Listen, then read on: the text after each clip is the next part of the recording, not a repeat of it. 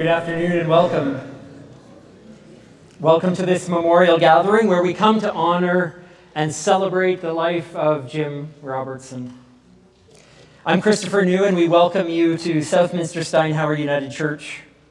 As a community, we show respect every time we gather, along with our gratitude that we are gathering here on Treaty 6 land, honoring the Indigenous people, traditions, land, and spiritualities that have been present in this place from time immemorial. We are all welcome here. All ages, all sizes, all colors, all abilities, all genders, all sexualities, all learning styles, all spiritual traditions and religions, or none. I welcome all of you to this space today, and to those that join us by live stream, welcome. You are also an important part of this gathering today. We create this wonderful circle. In this, the home of Jim's spiritual community, a circle we create together on the holy ground of so many memories that we each bring. On the holy ground of our gratitude for having shared life with Jim. On the holy ground of all of our emotions, grief, fear, sadness, joy, hope. And as we each hold the circle together for each other, we're met with something sacred, the wonder of life and the mystery of its unfolding. The rhythms of light and dark, the circle of the seasons, and the passage from life to death.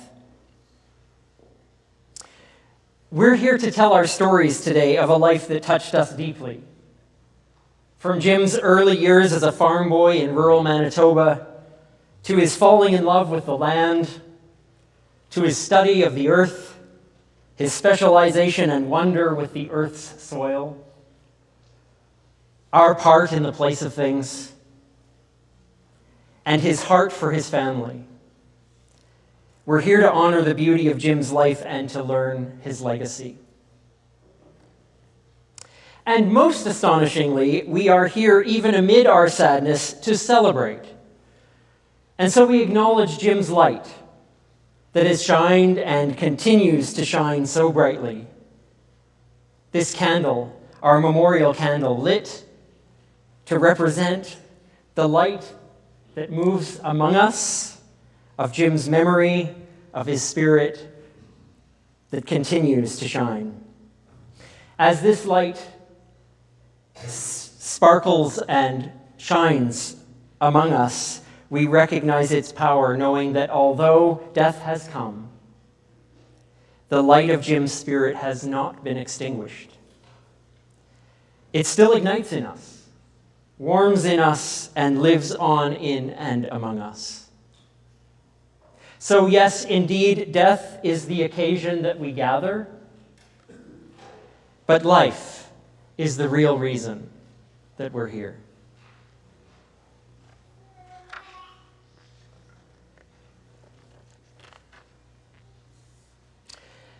We are going to light 4 candles as we make our way through this gathering with each other. The first of which I'm going to light is the candle of wonder.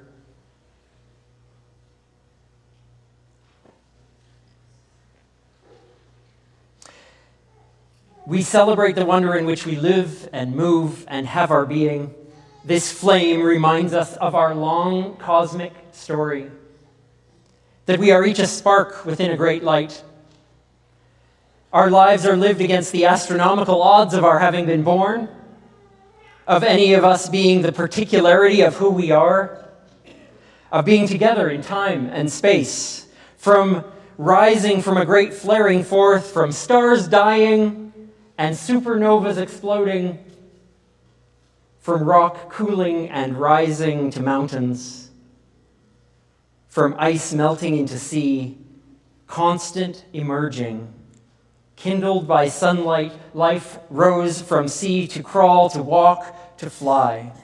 May this flame of wonder awaken in us great reverence for the deep mystery from which we come. This is the wonder of life. We are embodied energy, experiencing being human and rising to love. Here and now, all of us invited to live with awe and wonder, with humility and gratitude, as our part of the long, long story. So we pause in the stillness of this next moment to consider the wonder of the cosmos, of our precious planet, that even in the midst of the daily challenges of living, in the midst of news that can depress or delight, we can pause to ponder our place in the beauty and wonder of it all. As we receive the gift of music that reflects Jim's love of music with a lilt, with a hint of the Celtic, we appreciate and use this time to focus ourselves and just be in awe of the sheer place we have on this planet, on the good, green, and brown earth and soil.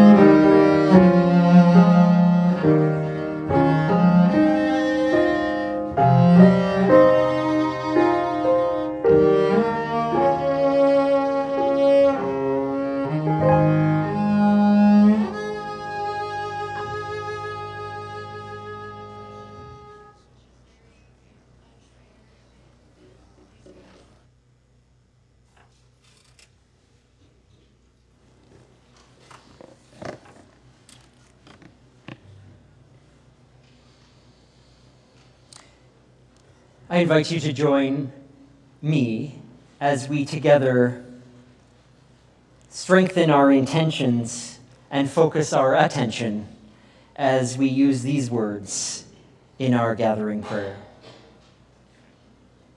In the ever-creating energy in which we live and die, we celebrate the gift of life and we honor the mystery of death.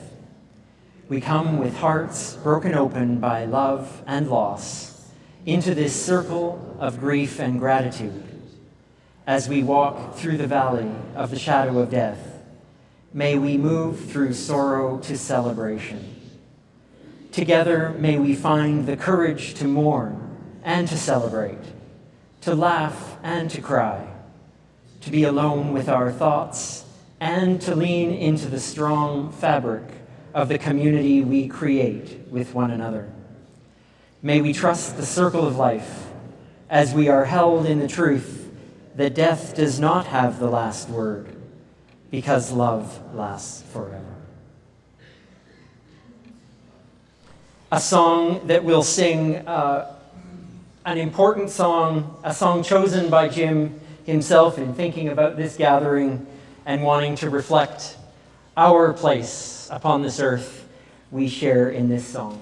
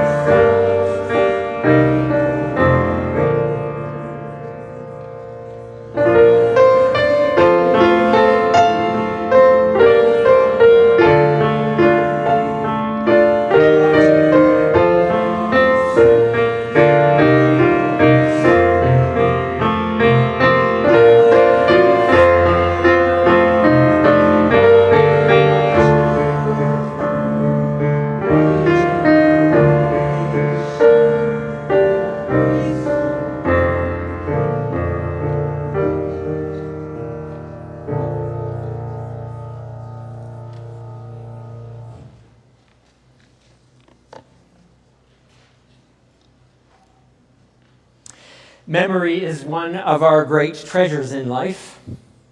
By the power of memory, we're able to bring the past to the present and carry that past into the future.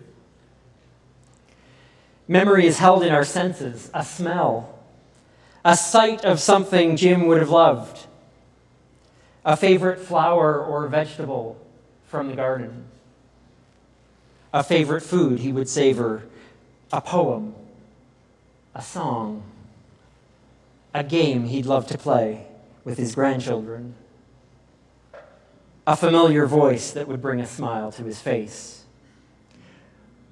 We are a community of memory today, holding the exquisite pain and the unending joy of the experiences that we have shared with Jim. So I light this second flame, the candle of memory.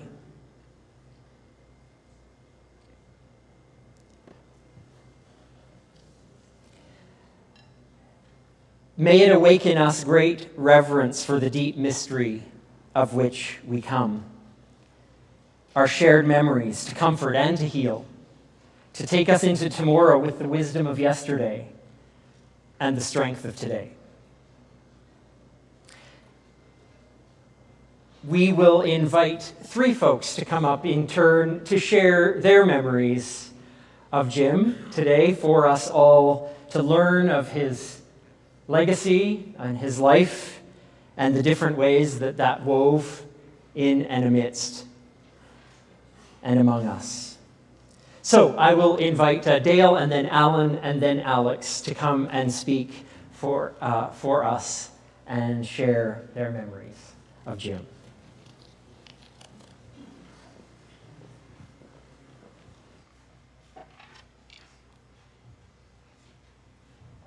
Harder than I thought. You have to laugh at all my jokes. I am Sam. I am Sam. Sam? Okay, I'm just kidding. My name's Dale.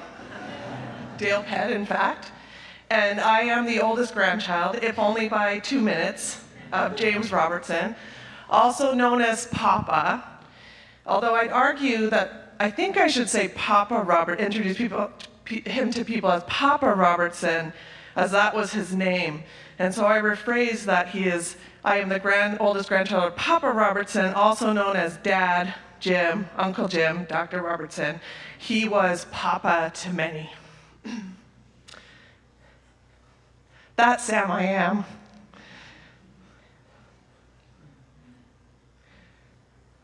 That's Sam I am. I do not like that Sam I am. Do you like green eggs and ham? Thank you. I do not like green eggs and ham. Dr. Seuss is his name, and rhyming is his game. Papa loved these riddles and the books of Dr. Seuss. As grandchildren, I gotta get this together, I got a few here. Myself, Nicole, Faye, Jessica, Katie, Trevor, and Alex marveled in his storytelling and all the different voices that he had. These books would be staples even in the lives of his great-grandchildren. He had 11, don't you know? He would brag, "Can you believe I have great-grandchildren in their 20s?" He was a proud papa. If he wasn't climbing on the floor playing with a Fisher-Price auto garage from the 60s, he was swinging children on his homemade tire swing attached to a tree also from the 60s. Or even better, he was instructing the kids on, "This is the way the horsies ride. Trot, trot, trot." Fortunately for him and all of you, my name rhymes with everything. I can see it in all your faces that you're taking my name and working through the entire alphabet, I promise you it does. This was perfect for Papa, maybe not so great for my junior high school days. Dr. Seuss wasn't the only rhyming genius. You yourself may have experienced a poem authored by Papa. How very lucky for you. I thought I would kick this off with my own. Young Dale took the mic, feeling bold, said Papa was stubborn and old. He danced in the rain, sang loud on the train, and his stories, pure comedy gold.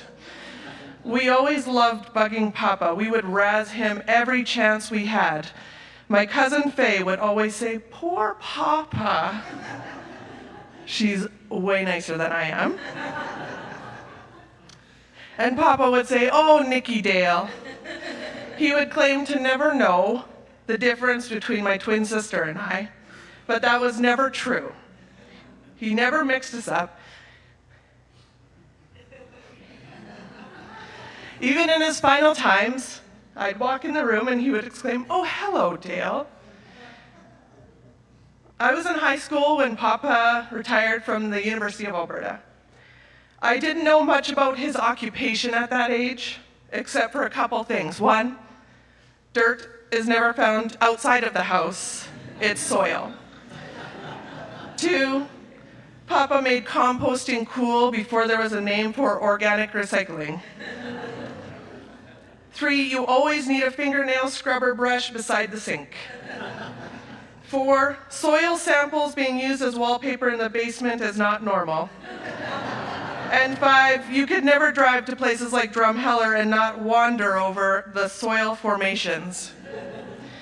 When I went to the U of A, I took a soil sciences elective. I almost failed.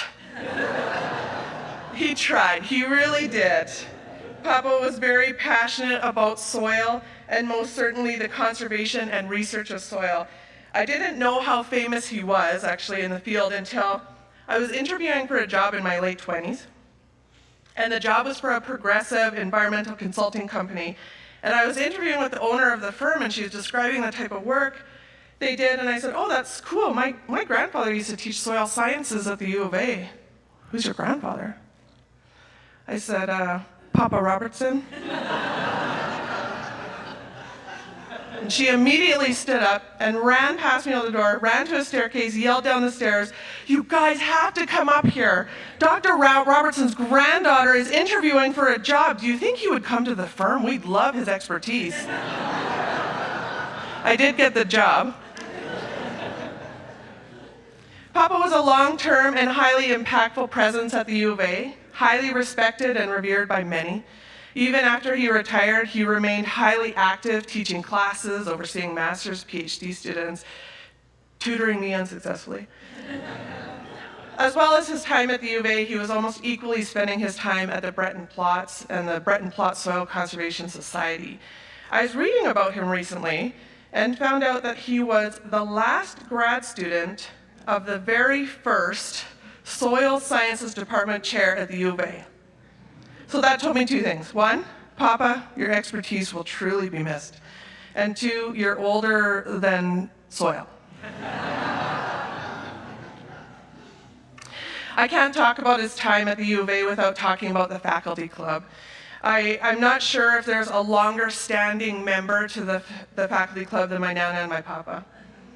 The faculty club is a core memory for our whole family. We experience weddings, Easters, Thanksgivings, random Sundays, every Friday at lunch. The faculty club was the first place that I learned that people ate cheese for dessert. Most importantly, Papa spent hours with his forever friends, many of which have passed before him and were 100% waiting for him when it was his turn. I think I might need some water. I may have drank it all. We'll see.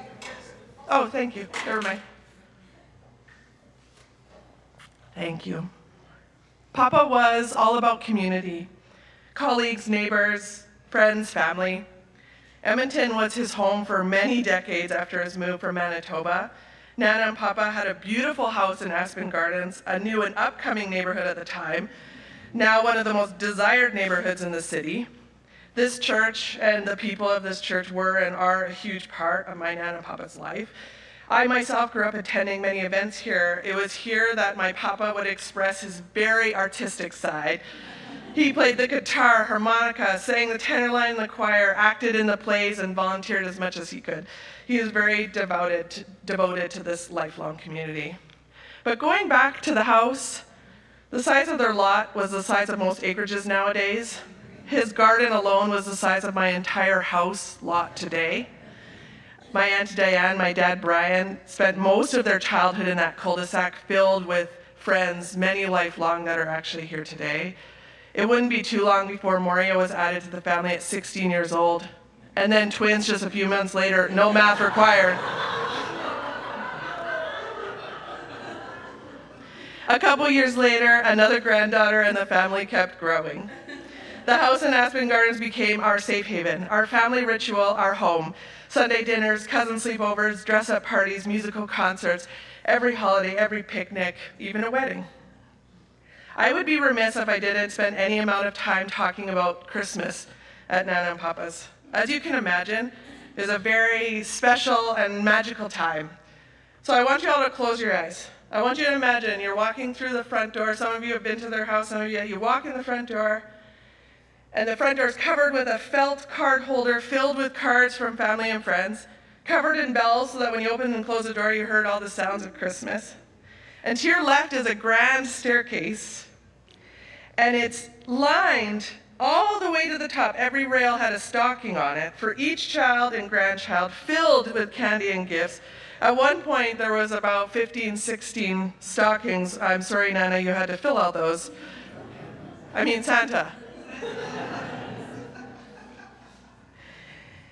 You now turn to your right and you walk into the living room, and to your left is the Christmas tree. Possibly the most weakest and frail looking Charlie Brown tree you could ever imagine. My Papa wanted to support the forestry students fundraiser every year, and every year he brought home a tree that was more trunk than tree. And as you can imagine, he got ribbed pretty hard for this every year. So much so that one year he was busted drilling holes into the trunk and adding pine boughs from his own tree in the back. Well, one year we came over to the house to decorate the tree, and we turned the corner to expect a tree that only holds one ornament, but was met with the most glorious, bushiest tree you have ever seen. This tree did, in fact, have only one ornament on it. It was a big sign that read, "Spending your inheritance." You know, it just wasn't the same. So the next year, the Charlie Brown tree was back, and the sign was changed to read, "Saving for your inheritance." And that sign remained for many years. 2015 was our last Christmas in Aspen Gardens. My sister Jessica found a poem in her email because she doesn't clean out her email from 2015. And it's so perfect, so let me read this to you. It's titled, "Last Christmas in Aspen Gardens 2015. 'Twas the day after Christmas and all through the house. The silence was deafening, we heard not a mouse. Last Eve it was different, nothing the same, when 8 families of relatives to Nana's house came. The presents piled high around Charlie Brown's tree, and the great-grands looked on, their eyes full of glee. Nana and some mums to the kitchen they went, to preparing a huge dinner, their efforts were bent. Then the gifts, they were opened, the wrappings torn away, the litter piled high, pandemonium held sway. Then it was dinner, now the plates were piled high, wine was poured freely, or was it some rye? Group poker ensued with instructions galore, with JJ and Tom and Dale in the fore. Then Papa turned round at the kitchen to spy, a mountain of soiled dishes in the sink piled high. Piles of cutlery here and pans over there, awaiting some action the counters to bear. His sleeves he rolled up, he put in his time. Soon 25 settings were rinsed of their grime. The parents then tidied the toys scattered wide and prepared the young ones for a homeward long ride. But before they departed and drove out of sight, exclaimed, "A Merry Christmas to all, and to all a good night." Has anyone ever played a game, it's called Two Truths and a Lie? So this is a game where you tell 2 truths about yourself and 1 lie, and then the group has to choose what the lie is. Okay, well this poem has 2 truths at least and a lie. Truth 1, yes, there was a Charlie Brown tree. Truth 2, yes, I was probably winning at poker. Was Papa doing the dishes? No. This is a lie. Yes, thank you, everybody. You could find him lying on the couch with his hand straight in the air, holding his black comb, waiting for the youngest great-grandchild to comb his hair. And if the youngest great-grandchild was unavailable, Katie was waiting in the wings for her hair combing duties. Last but not least, Papa was well known for growing all of his annual vegetables in the garden, which meant as children, we had to try all the vegetables at least once. So I leave you with this, and hopefully I can get through it. You do not like them, so you say. Try them, and you may. Try them, and you may, I say. Sam, if you let me be, I will try them, you will see. Say, I like green eggs and ham. I do, I like them, Sam, I am.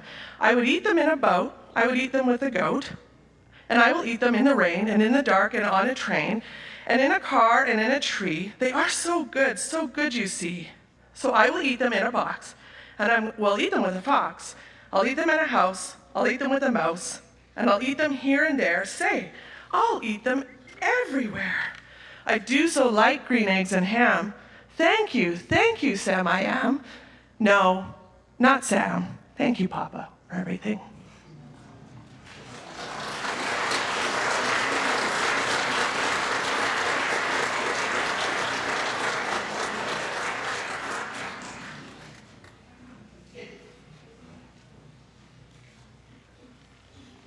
Well done, well done.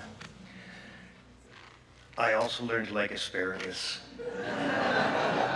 that Angie Margaret cooked from Uncle Jim's garden. So I won't talk for a long time, but I thought I'd like to share some of my family's memories of Uncle Jim. I'm Alan, so I'm his brother Keith's son, and I'm speaking on behalf of myself, my sisters Maxine and Sandra, and all of our kids. So we had lots of stories to tell. My mom, my sister, myself all sat down. We talked for a long time. Hours of stories could be told of our many memories of Uncle Jim. Farm visits, family gatherings, time spent in Edmonton at the house there. I'll try to bring it down to a few basics. It was great times, good memories, and we'll keep it short and sweet. So as kids, we all looked forward to Uncle Jim and Auntie Margaret and the Edmonton Robertsons coming out to the farm. Seeing our cousins playing on the farm, and a word that was the best. But Uncle Jim was always key to those visits. He came with university work, always. Boring, you know, marking and papers and all that, no good. But as soon as that was done, he had time, and we enjoyed, he was there for us all the time. We'd walk to the lake, walk through the gardens, walk around the farm, and he was always interested in us, asking questions, sharing stories. He'd listen to our stories. He was genuinely interested in everything that was going on with us. And he's always telling us stories and entertaining us, playing with us. And little did we know that as he told these stories, he was also teaching us. Couldn't get away from that. We didn't even see it coming though, so it was good. And personally, I thought he was always a little bit of a mentor. When I graduated from high school, I went on to university. My first degree was in soil science. And over time, I realized that I liked the teacher more than the subject. So if any of his soil science colleagues are here, I'm sorry, but it was Uncle Jim that was my teacher, not the, but it was more about life than soil science. But myself and my sisters, we just remembered the time he'd spent with us, and that was very meaningful.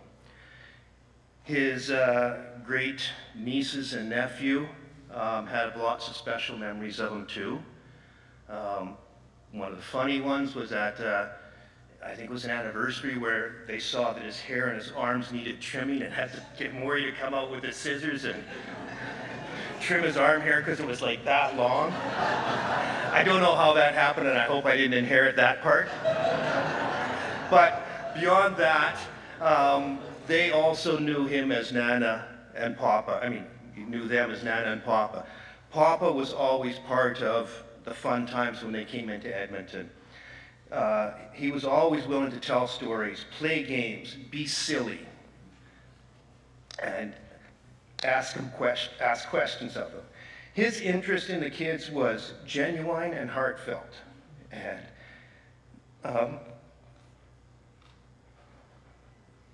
in Brenda's words, Nana and Papa were more than great uncle and aunt. They were another set of grandparents. That's how good they were. Oh, excuse me. They all remember visits to the house, the best tire swing ever. We heard that before. None of my kids will forget that. Maxine's son, John, he has the memories of the poems. So him and Uncle Jim always shared poems. And so he spent a lot of time with John when he was in Minnedosa, but those poems are special. There was one on my dad's garage wall that was there until the day they sold the house, so that was always a highlight when you walked through the garage. Was one of his poems. But it was pretty important. The other thing we learned, or he brought to visits to the farm, was the history. So whether it was coffee time, tea time, meal time, we learned and relived history, both family, the farm, the community, through conversations between my Uncle Jim and my dad. They were not always from the same perspective, and they were not always in agreement on the details. But we did learn our history. We learned who we were, where we came from, and why we were important. So I think that was key to a love of history that lots of us grew up with in the family. And there could be so many more stories, but as nieces and nephews, or nephew, as a group, we remember a loving uncle who took the time for us, patient, loved to talk, loved to take the time for us, loved to teach, enjoyed us, and left us memories that we will carry forward. They'll flood our thoughts many times, and they're going to influence us and everyone else he touched. Thank you.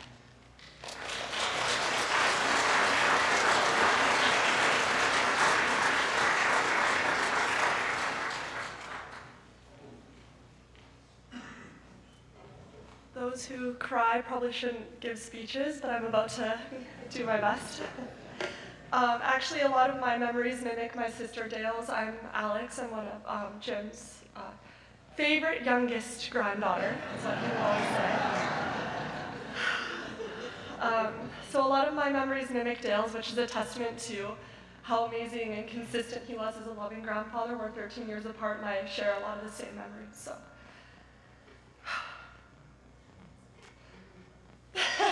Start yet. Okay.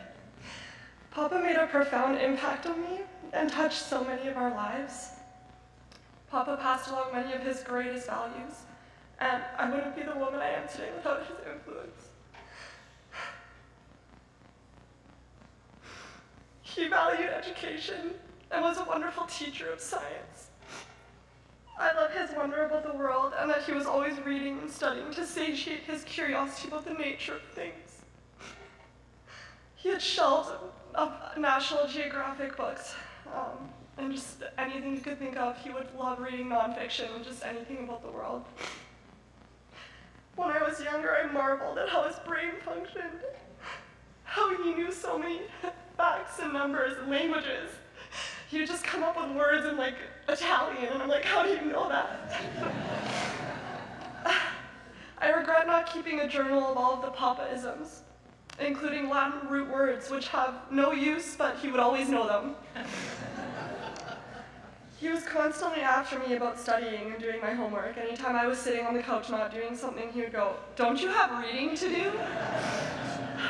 Nothing like Papa's shame to get you studying. One of his favorite lines, I kind of already alluded to it, but any family member, he would say, "You're my favorite youngest granddaughter." I was his only youngest granddaughter. He was a natural leader and involved himself in every community he was a part of. He truly cared, and he was loved. He knew everyone at the faculty club and had good-hearted banter with all of the different intellectual groups. He would buzz around the entomologist table and tease them. Or he would tease his dearest computer science friend, Dr. Keith Smiley. It reminds me how in medicine, I'm in healthcare, each specialty has its own unique identifying traits and stereotypes and personalities, but each group comes together and is collegial with one another and can poke fun at one another, and my whole family have a lot of really fond memories at that place. It was his legacy at the University of Alberta that inspired me to become a doctor and complete my residency training here, at the very institution where he so positively impacted many. Most influential to me is that he was an amazing papa. I have the fondest memories of spending time with him in his garden, planting carrots and other root vegetables. He would make the holes in the soil, and he knew exactly how far apart to space them, and I would follow along and drop the seeds in holes. Nana, Papa, and I would pick peas. These were our favorite to shell and eat out of that big white bucket that they had full of peas. Then we'd pick apples, raspberries. These I was most fearful of because there were a lot of bees between Mrs. Beatty's yard and yours, for some reason, bee territory. After spending time outside, we always had to scrub our nails with that weird brush till our fingernails were clean. Nana and Papa's vegetables were amazing. There's nothing like that prairie-influenced hearty meat, vegetable, and potatoes dinner that touches the soul because it's made with talent and love.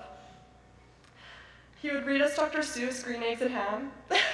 I didn't realize you were going to do that. That's nice, yeah. And then he was always on the floor with me playing toy trucks in the evening. Nana and Papa's house was the best. I hope to someday create a home and a space that is full of kids and grandkids, and to share in the legacy that Nana and Papa created in their home in Aspen Gardens. I'm almost done. He loved having his hair combed.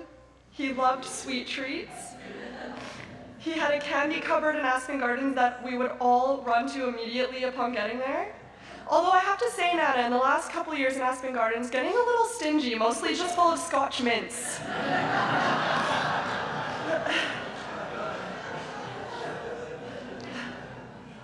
He was very careful to take care of his health. He was very regimented and routine. I just remember, for some reason, him being obsessed with his fiber intake.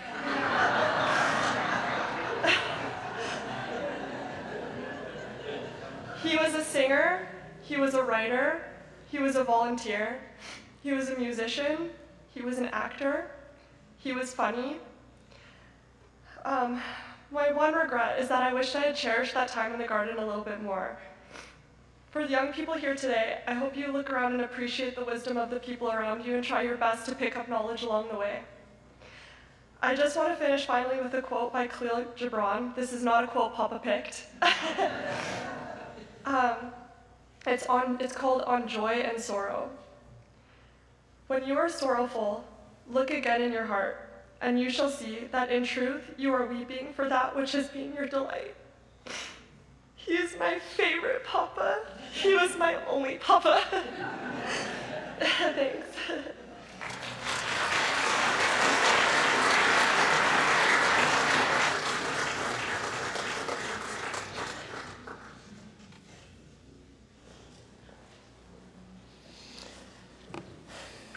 Thank you for sharing those beautiful memories, all three of you. Wonderful, beautiful.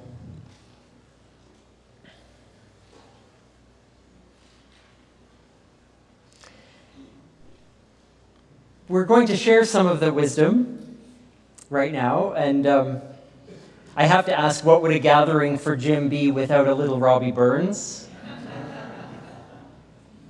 In fact, I wore my Robbie Burns check tie today. Just a favorite poem of his, For All That and All That. And I have a video to play for us now. It's a special performance, not by Robbie Burns himself, but by The Next Best Thing by Jim Robertson. Jim recited this poem for us at our fall dinner in 2015. It was miraculously captured on videotape, and we'll share that with us now. Here is a little Robbie Burns, shared by a man who knew how to command a stage.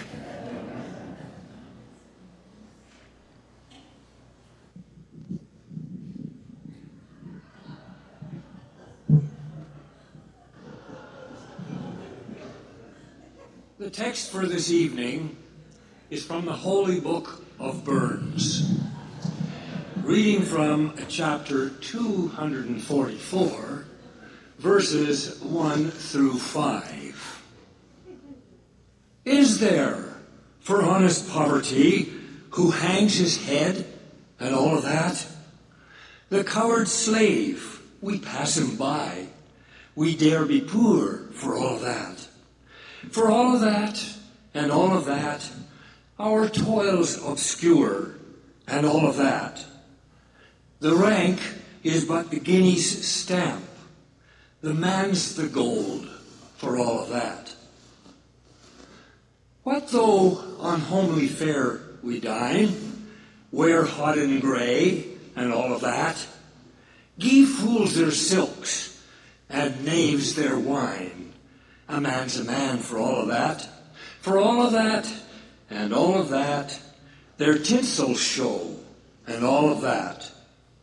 The honest man, though e'er say poor, is king o' men for all of that.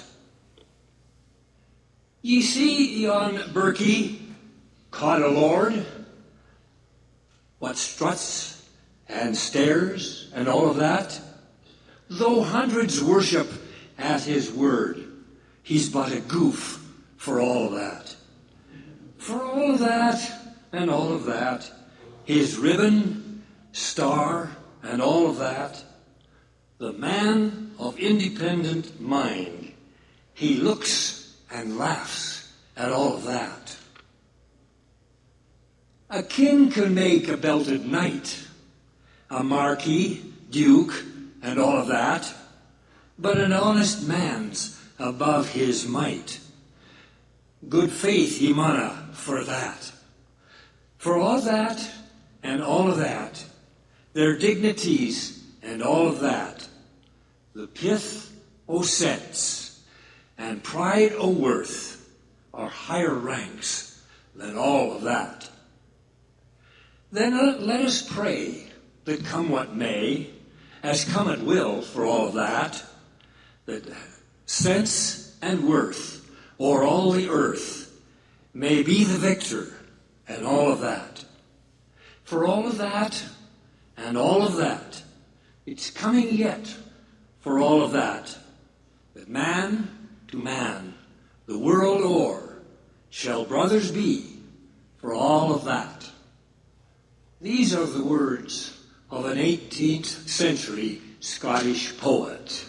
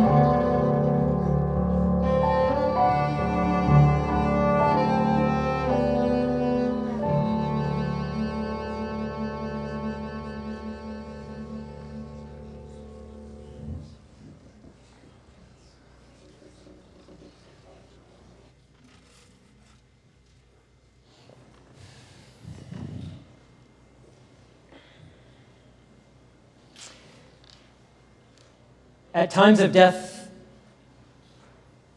it has a way of sifting the essential from the important and the important from the trivial. Through our tears, we see clearly what really matters. There is a word we have for the lasting sense of what matters, and that word is legacy.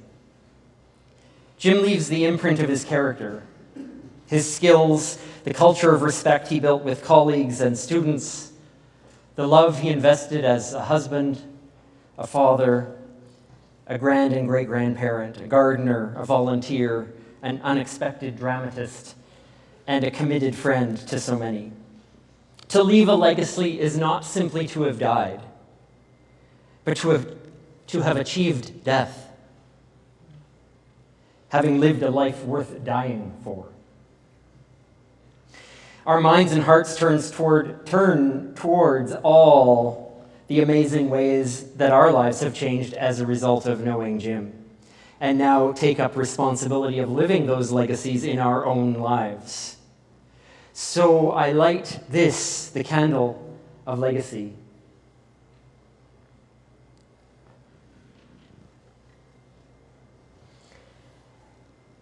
May this flame remind us that even though death has come, the flame of Jim's spirit rises within us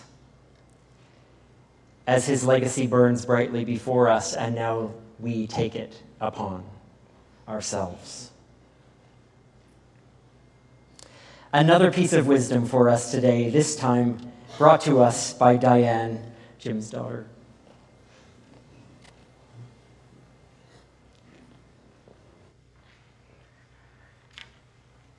This reading was particularly important to my dad because its first phrase in Latin, quocum qui vera, translated, whatever is true, is the motto of the University of Alberta. It is taken from a letter to the Philippians, chapter 4, verses 8 and 9. Here are those verses. Meditate on whatever is true, whatever is honorable, whatever is just, whatever is pure, whatever is pleasing, whatever is commendable. If there is any excellence, if there is anything worthy of praise, think upon these things. Keep on doing these things that you have learned and received and heard and seen, and the spirit of peace will be with you. These are the words written to a first century Christian community. May we find peace for our Lord.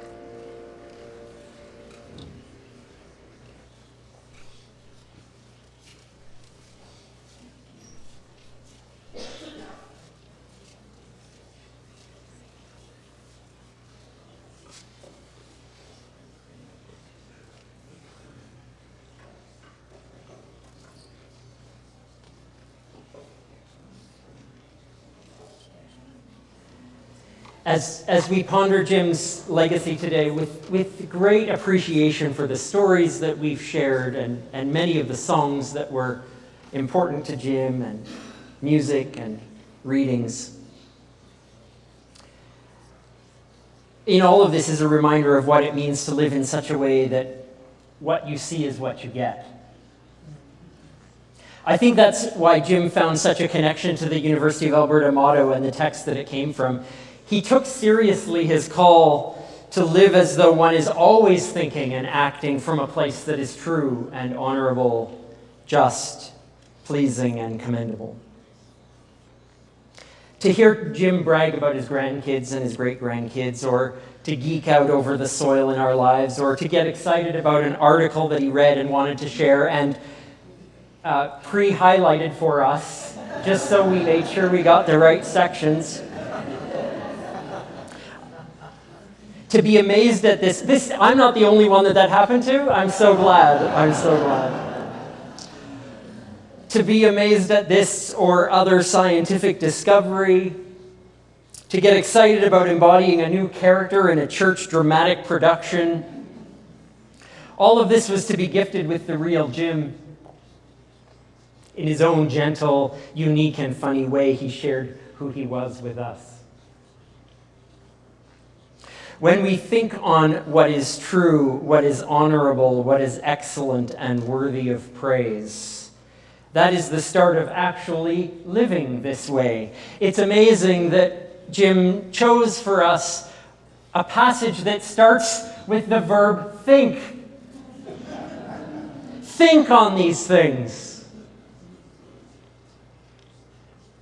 And then it's the start of actually living that way, rejoicing in life. We too can inspire others to know that this kind of living is possible. Thank you, Jim, for that living message. That the best of us can be put to use in this world. For each of us. Like a good compost in the garden of life,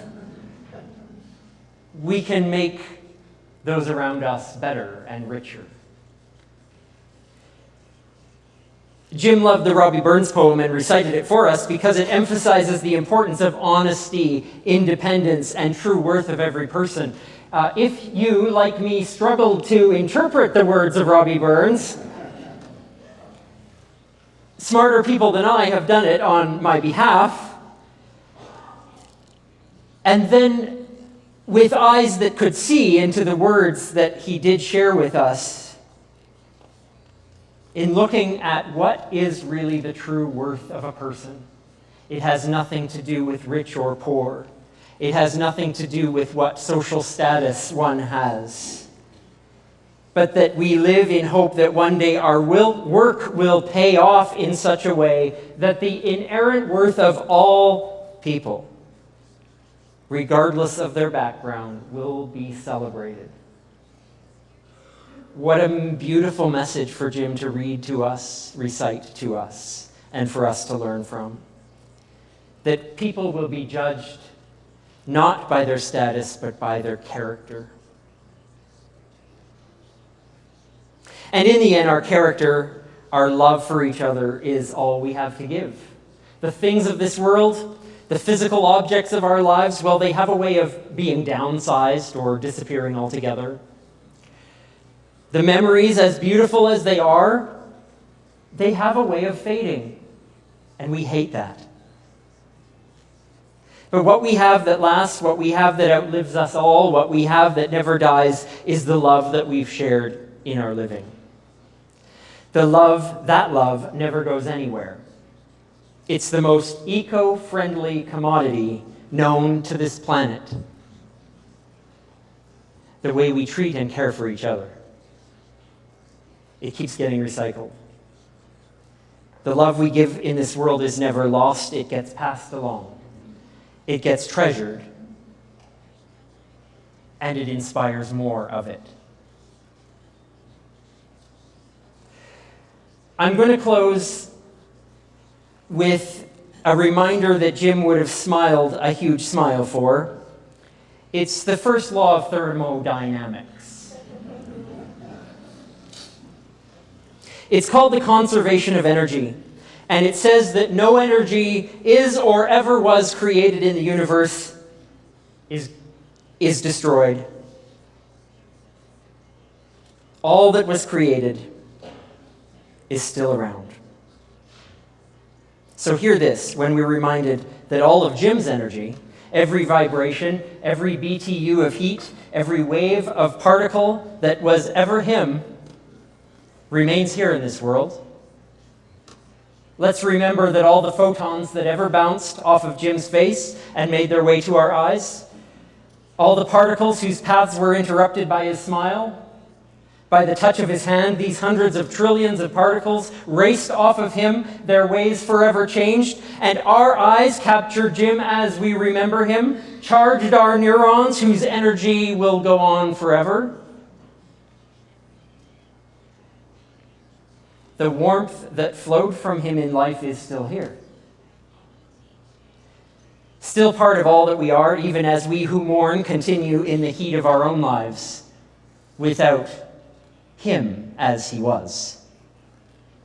All of us who love this man need not have faith to know that Jim lives on. This isn't a matter of faith. Faith isn't necessary when we can measure, and scientists have measured precisely the conservation of energy and found it accurate. They found it verifiable.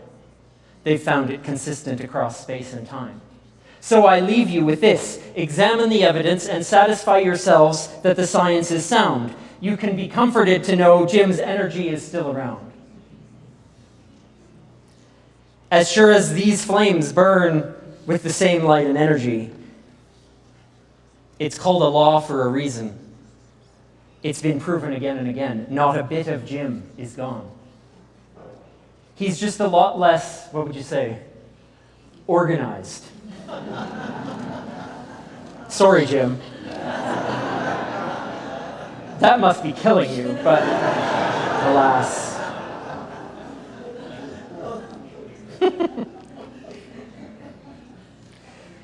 May we all rejoice in life, and like Jim has taught us, may we commit ourselves to the things that are important, to what is true and honorable, just, pleasing, commendable, to the love we have for this earth and for each other. None of that is ever wasted. None of that love we share is ever gone. May we do more of it.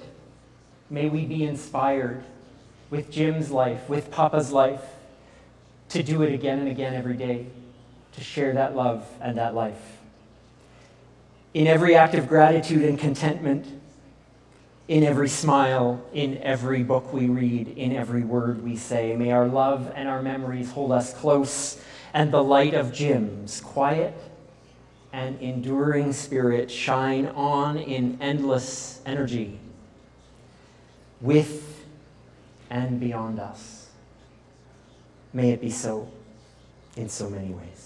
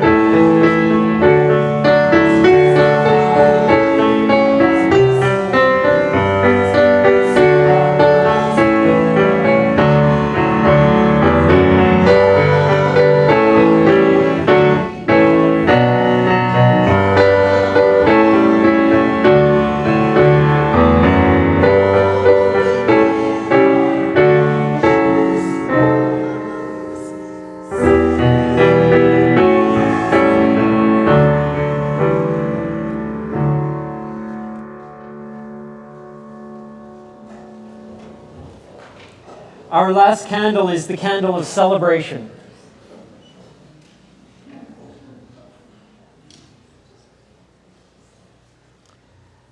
Jim was nothing if not a diligent student.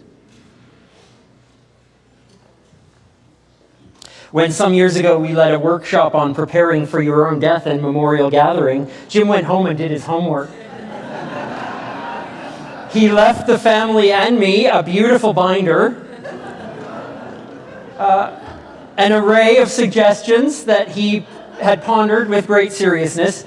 So, as you've discovered, today's readings and music and these candles and much of what we've done here today was thanks to the ways Jim had thought about he and others could collaborate on this celebration.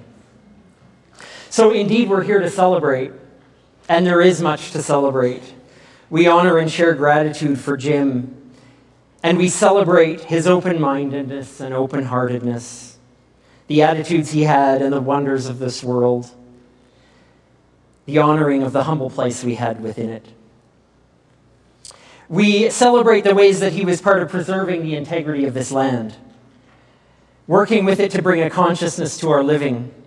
Professor Robertson, Dr. Dirt, Master Composter, before that was cool, and all the ways that he worked for the preservation and love of the earth.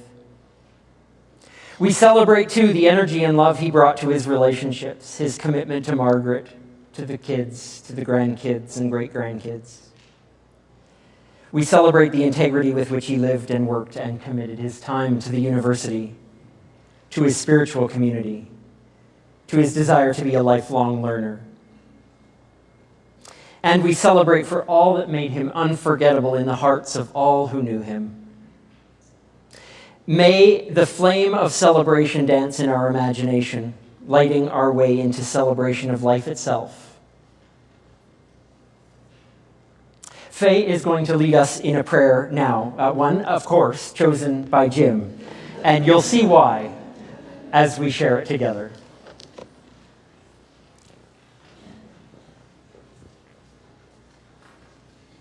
Okay,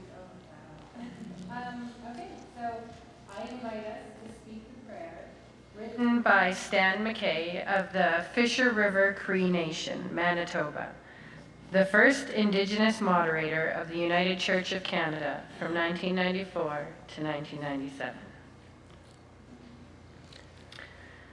We come with thanksgiving for our very breath, the warmth of sun and the sustaining waters, for life all around us, the plants, soft grasses, and sheltering trees, for the ones that crawl, those that swim, and those that fly, for the four-legged and the two-legged, all our relations. We celebrate the diversity in creation as reflected in the four winds from the four directions. We especially honor the many peoples with their many gifts for understanding our shared life on the earth. We strive to live out the 7 sacred teachings: respect, love, honesty, courage, humility, wisdom, and truth.